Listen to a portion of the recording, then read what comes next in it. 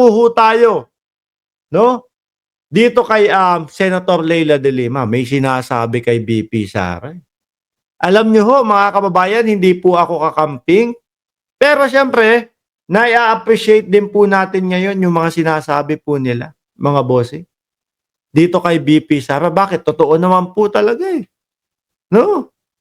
Wala pa sa buong mundo na vice-presidente yung gumawa nung kagaya nung kahihiyan na ginawa ni Vice-Presidente Inday Sara Duterte.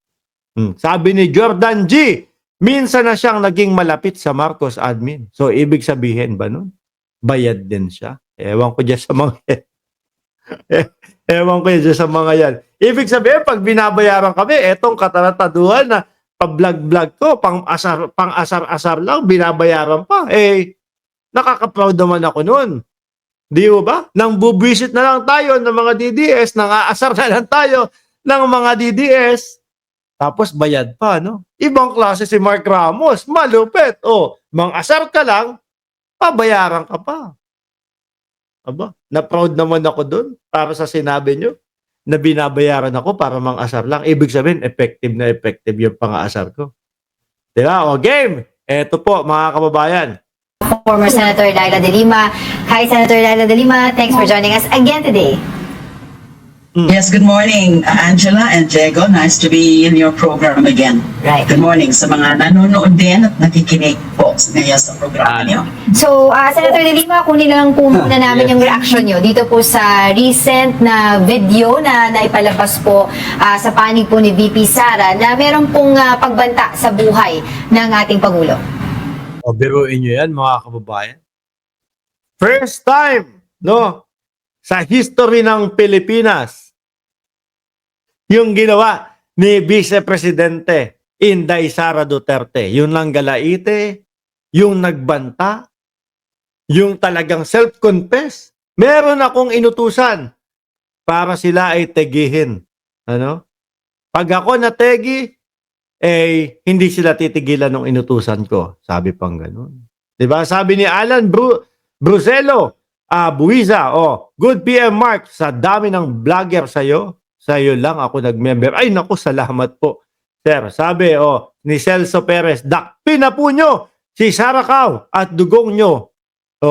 Kasuhan, ikulong, litisin sa mga korte kasama ang mga kakuntsaba nila sa Pogo, EJK, at laban kontra droga at human trafficking, tangkang pagtegi kay PBBM. Yan po talaga ang kahihinatnan niyan, mga bossing. Lalong-lalo na ho, pagka nandito na si J. Timblique. Sabi ni Mario, Mario, totoo naman niyang binabayaran si Boss Mark Ramos sa bawat views. Bayad ni YouTube. Oo nga, mahihina ang kukutin niya mga yan eh. Yung pagbabanta na yan, talaga namang unheard of, from the second highest official of the land. Ngayon lang po ata nangyari. Alam niyo mga boss, yung pagbabanta po, yung nagsalita si Vice-Presidente, mga kababayan, doon sa kanyang press conference, na kesyo daw ninakaw po yung cellphone nila, kaya sa laptop sila nagla-live. Na kesyo daw po pinatayan sila ng ilaw, kaya po patay yung ilaw. Tapos ang nakita natin, nasa loob pala ng kulungan nila yung switch ng ilaw at wala naman nagpapatay. Sinadya lang po nilang patayin. Alam niyo po, habang pinapanood ko yun, mga kababayan, sabi ko, sorry siguro mas sasabihin ng iba, naging vice-presidente yan, ikaw, hindi ka nga naging vice-presidente. Yung iba, ganun ang punto de vista Pero napansin ko mga kababayan, sabi ko, kahit papaano, mas matalino pala ako kay VP Sara, Kasi ako mga kababayan, yung mga ganong tagpo hindi ko hahayaan yung sarili ko na makasuhan. Kung ako ang vice-presidente hindi ko hahayaan yung sarili ko na magawan nila ako ng butas kagaya ng ganyan, Nagsalita ng tetegihin ko ang Pangulo, si Martin Romualdez, si Lisa Marcos. Hindi ko sasabihin sa publiko at maaari ho mga kababayan na yung mga taga-suporta nila mawalan din ng gana sa kanila o sa kanya. Pero siya wala. Tuloy-tuloy lang po. Siyempre maiisip mo agad yun, Saglit lang. Pag ito bang ito, mga sinabi ko, yung mga supporter ba namin ay biglang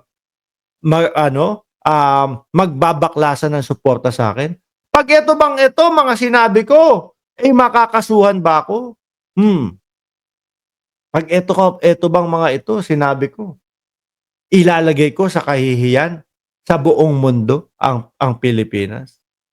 Yung mga ganun po, na dapat naiisip po nila mga kababayan. Simpleng isipin lang po yun, ano? Pag nagsalita ba ako ng tetegihin ko, ipapategi ko, may inutusan akong tumegi sa presidente in public. Isang ano ba yun? Isang kaugalian? O nararapat bang sabihin ng isang vice-presidente yun? Simple lang po, hindi. No? Although alam natin na galit ang vice-presidente, mga kababayan, meron siyang mga words na pwedeng gamitin na maipahayag yung galit niya nang hindi siya makakasuhan, nang hindi masasabihan na masasama ang ugali nito, na hindi masasabihan na, tatak Duterte kasi yan mga maninegi ng tao. Di ba, mga kababayan? Kasi ako, kahit na galit ako, magagawan ko ng paraan yun. No? Pero ang vice-presidente, ilang beses na, 2 beses na mga kababayan. Yung una, yung pamumugot ng ulo. Yung pangalawa, eto na ho. Mga boss, parehas po ng layunin ang tapusin ang buhay ng ating Pangulo. Kaya nga ho napansin ko, siguro, sa loob ng mga panahon na gustong putulin ang ulo ng Pangulo hanggang doon sa isang araw na merong inutusan. May inutusan na Meron ako inutusan. Yun ang pagkakasabi ng vice-presidente. Natigihin si PBBM. Ibig sabihin may kausap na.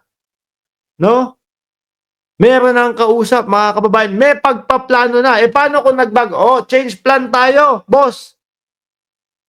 No? Change plan tayo. Huwag mo na palang antayin na ako ay mategi. Pwede na ngayon. Agad, pwede na ngayon. Diba? May plano na talaga, mga kababayan. Tuloy natin itong si Senator Leila de Lima. Yan sa kasaysayan natin. Kaya naghahanap nga ako ng mga other countries na pwede rin na may ganyang history. At wala nga po ako alam. So wala. Sa atin lang po. Kaya nga po, mga kababayan, bigla tayong world news Dahil po kay Vice Presidente. Di ba? Dahil kay Vice Presidente, 17 bansa ang nasa nasa main news nila, mga kababayan. Nandiyan na tuloy si Lisa Maloy. Sabi ni Jose Ragiles, kung magkasakit si Lopez and Acosta, blame BP Sara. Siya ang dahilan tumaas ang BP nila. Karma sa susunod sa kanila. Yung wish niya sa kanya, bubunga. Pwede. Naaawa nga ako doon sa mga yun bakit? Pinapananggal lang ho ni BP Sara, mga kababayan Okay. So unbecoming, it's so concerning, it's so disturbing. Second highest official of the land, and to think that she was also the former DepEd secretary. Right. Yung immediately ang naisip ko, what do our youth, what do our children think na ganyan, Na is that an example from... Correct. Mga kababayan, pag narinig ng mga kabataan, saglit lang. Ang aming vice-presidente, gustong ipategi ang presidente. Di ba? Madami nagsasabi, si Bato de la Rosa din yata, parang conditional threat, etc., etc. Kahit ano mangyari, may pagpaplano, natapusin ang buhay ng ating presidente, asawa ng presidente, at ni Martin Romualdez, mga kababayan. Very high public official publicly attacking, openly attacking the president, the first lady, and the speaker, and worse, nagbanta na napapatayin kung may mangyari sa kanya. Kaya nga naging na tayo ngayon. Kitang-kita yung mga panduduro ni BP Sara. It really earned global news coverage. And para sa akin, malaking na naman kahihiyan yan sa ating bayan. Ano na naman yan? Magiging infamous na naman tayo. Hindi pa nga natatapos yung mga issue dun sa pagka-notorious ng kanyang tatay. Dun May kwento ko lang po sa inyo yan, mga kababayan. Dito po, sa ibang bansa, no? Sa kinaroroonan po natin, sikat talaga ang dating Pangulong Duterte. Kaya lang, hindi sikat na ano, isa po ako doon sa nagsasabi sa kanila, no? O nagtatanggol kay dating Pangulong Duterte kasi sasabihin nila, oh, you're a Filipino, you're from Philippines. So, have you heard that your president is a killer? Yung mga gano'n. Sabi ko, hindi, yung mga tinetegi kasi nung aming presidente, yung mga nagdudurog, yung mga pusher, yung mga nagtutulak, ganyan, yung mga big time, etc., etc. Tapos, syempre, hindi na makasagot sa akin yun dahil pinapaliwanag ko. Mas gusto ng aming presidente na kaming mga matitinong tao, mas spare niya doon sa mga kategihan. Oh. Tapos, yung mga tulak, ang mga tegi. Tapos, malaman-laman natin, mga kababayan, yung mga malalaki, no? Yung mga big time tulak, mga nakalaya po pala. Yung mga wala namang ginagawa, yung mga inosente po, yun ang mga nayari. Yun ang mga nalagasan ng buhay. Kaya sabi ko sa sarili ko, pinagtanggol ko pa dati. Tapos sablay naman pala yung laban kontra droga. Ano? Merong mga 17 anyos na nategi. Hindi naman talaga nagtutulak. Damay lang. Merong mga mapapayat lang, makita payat, ang payat nito, luwa ang mata. Yariin ko to, tukhangin ko to, 20 mil din to. Di ho ba? Mga boss, naging sikat tayo dahil po, ang tawag nila sa ating dating Pangulo ay tumetegi ng tao, tumetegi ng mga inosente. Pinaglaban ko yun. Pero malaman-laman mo, may katotohanan pala yung iba. No? yung mass murderer na tatay, napahiya din tayo doon. Tapos, eto naman po ang vice-presidente. Tetegihin ang Pangulo. Ipapategi, uutusan, kung ano pa pinaka gusto nyo, kung ano pa ang word na gusto nyo gamitin para dyan. No? May inutusan para tegihin ang Pangulo, asawa ng Pangulo, at si Martin Romualdez na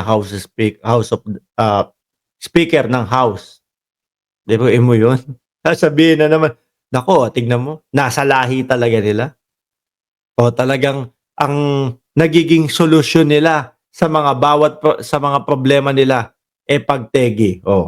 Marami rin talagang nagque-question doon sa mga pangyayari na yun sa war on drugs. And then here comes the daughter. Ang tawag ko nga dyan, Tatak Duterte. Yan yung sinasabi ko, mga kababayan, sa inyo. Tatak Duterte. Ganyan na po talaga ang mangyayari dyan. No? Kung yung dati, yung tatay, panay ho, pagpapate, panay po mga laban kontra droga, madaming sablay, madaming mga inosenteng nayari. Tapos ito naman, anak, hayagan pong sinasabi sa atin. No? Walang habas na sinasabi sa atin. Puputulan ko ng ulo sana. Gusto kong putulan ng ulo si BBM.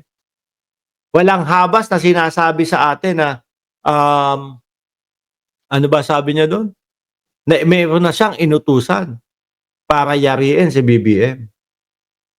Sabi ni Just Vincent na pare ko, Tatang Duterte.